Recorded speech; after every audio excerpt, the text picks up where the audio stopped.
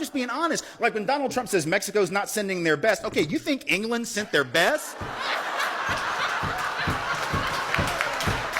The hell?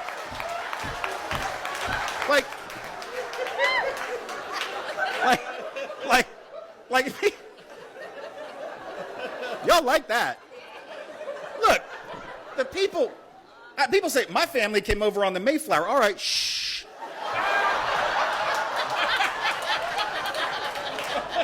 Why are you bragging, Buttercup? That is not...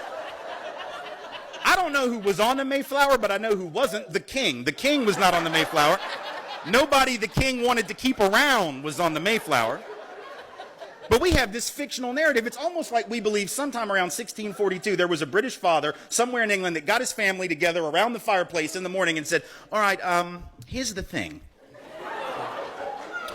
I know we're doing pretty well. We got this big castle. We got all this gold.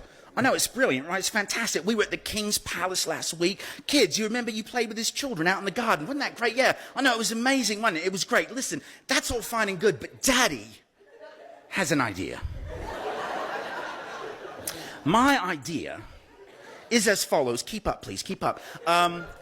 Gather all your things. Not all of your things. We have a lot of things because we're doing really well. We're rich. We're powerful. Just gather up like a basket full of stuff, and we are going to get on a big boat. And by that, I mean a rickety old ship. Like, I don't even know if it's seaworthy. Like, it might sink.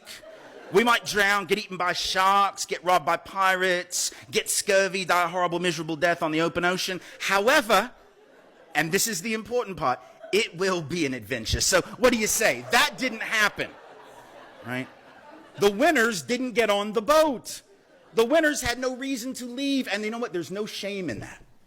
There's no shame at all in having been the losers. In fact, let me tell you something. There's something quite beautiful about the losers saying, we're done with losing and we're going to rebel against that and try to carve out a new life. But you know what? It's every bit as beautiful when folks in Mexico do it, and Guatemala do it, and Sri Lanka do it, and Vietnam do it, and Nigeria do it.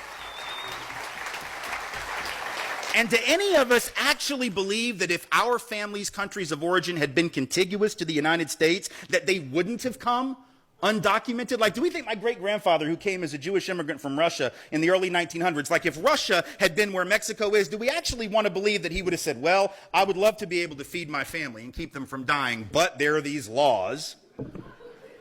No. He would have done what he had to do. So this whole thing about documented and undocumented is this artificial narrative too. First of all, who's documented and who's not is the result of laws passed by people in power. It has nothing to do with inherent morality or ethics. It has to do with power, straight power relationships, and any of our families would have done the same thing to keep our